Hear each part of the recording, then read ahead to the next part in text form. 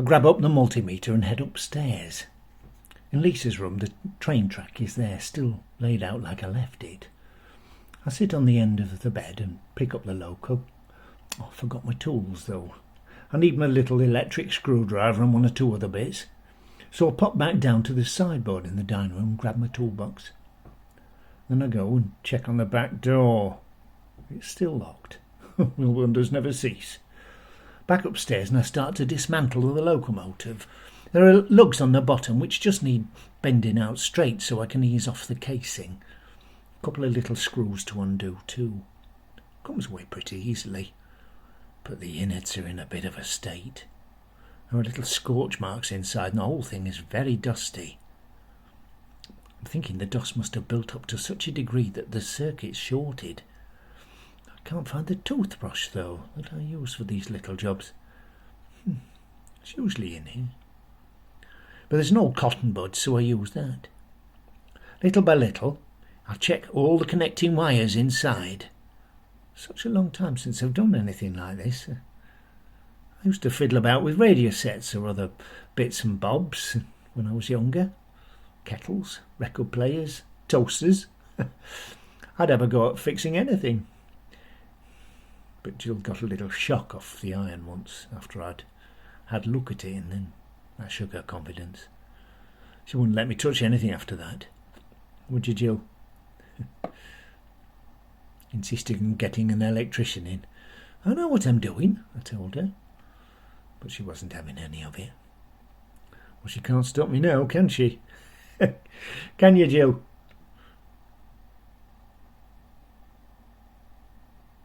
I'm probably tinkering away with the loco for a couple of hours, cleaning it up inside. Cotton buds and methylated spirits, checking every little component as best I can, and finally I'm ready to give it another go on the track. So I pop the casing back on, pop in the screws, bend the lugs over again, then line it up on the rails, transformer on. Yes, it's humming.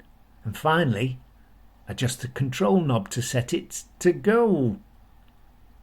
Damn it, still nothing. Not a squeak out of the engine. That is so disappointing. I'm sure I'll be able to fix it. It's a simple enough mechanism, really, if you know what you're doing. I suppose I've just lost what little skill I might have had. I'm hungry too. I realise I've not eaten anything all day. Well, not since the soup with Lisa and those chocolate digestives at Glynis's. I'll give up for the evening, I reckon. Maybe try again tomorrow in the daylight. Perhaps it's the control unit where the problem is. So I put my tools away and I'm just walking out when I kick the track accidentally. Damn it, idiot. Train goes flying, doesn't it? Careless bloody fool. I pick it up and check it over. It's all right. No real damage done. What an idiot, though. So anyway, I pop it back on the track and head downstairs to the kitchen. Can't think what I've done with that toothbrush, though. Back door is still locked. Excellent. Can't be bothered to cook anything now, so I just put the grill and slip a couple of slices of Warburtons underneath. That'll do me with a cup of tea. Toast and marmalade, cup of tea. Couple of strips of whole nut. Take it all through to the front room and flick on the telly. It's later than I thought. Celebrity MasterChef is on. So I'll watch a bit of that and then watch the headlines on the news at 10 and I'm feeling ready for bed. Middle of the night, something wakes me up.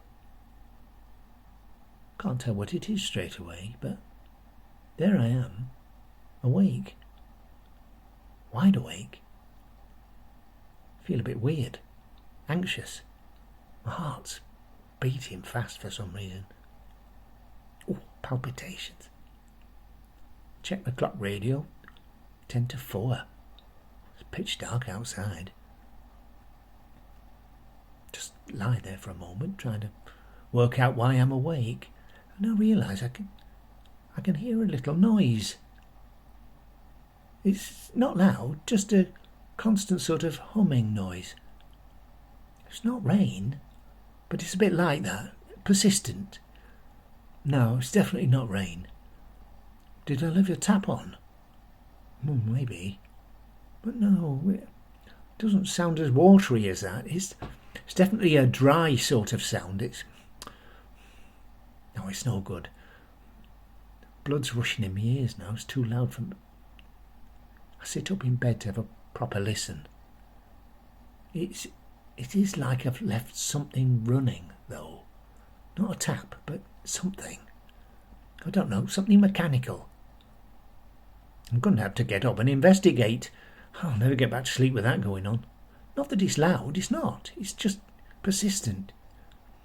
I get out of bed and slip my slippers on. I can tell that it's not in my room, so I head out onto the landing. It's a little bit louder out there, not much. I head towards the top of the stairs and just stand there for a moment, seeing if I can work out which direction he's coming from. It's funny, it seems quieter there. So I don't think it's anything downstairs. I pop my head in the bathroom. Definitely not a tap running. Not the toilet either. Box room door is open, and I can tell it's not coming from in there. I shut Lisa's door when I finished in there last night. I didn't leave anything on in there, did I? I go and open the door quietly, just to check. And the noise suddenly gets a bit louder. It's still not loud, not alarming, but it's definitely coming from in there. I flick on the light and, oh, Christ's sake, it's the train.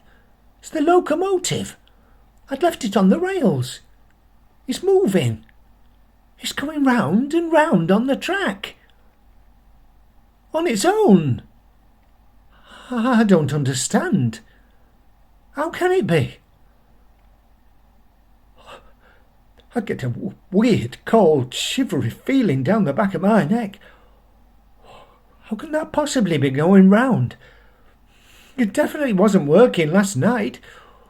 Geez, I'm a bit freaked out. I admit it. I go over to the plug where the transformer is plugged in. It's switched on.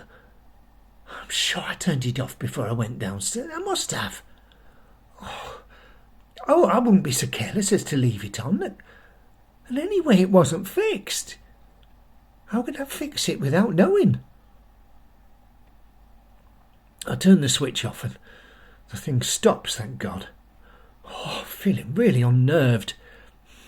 I pick up one of the long bits of track and knock the loco off the rails. I don't really want to touch it. It just lies there on the floor. Well, what else is it going to do, Alec? Oh, blimey. I'm really cold. It's like the temperature has dropped 10 degrees. Oh, I'm shivering. I expect it's just a surprise. A shock. The shock of seeing it moving. Oh, it's really put the willies up me. Oh, I'm not going to sleep now, that's for certain.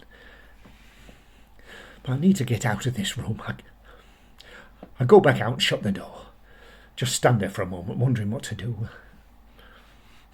And I go back into my bedroom and get my dressing gown on, slip it on as I head downstairs. I need something to shake this weird feeling. A cup of tea will help. Yes. While the kettle's boiling, I go and switch the telly on. Not too loud, obviously, although I want it a bit loud, if I'm honest, just to shift the feeling. It's one of those daft programmes where people buy up all container units and see what's inside.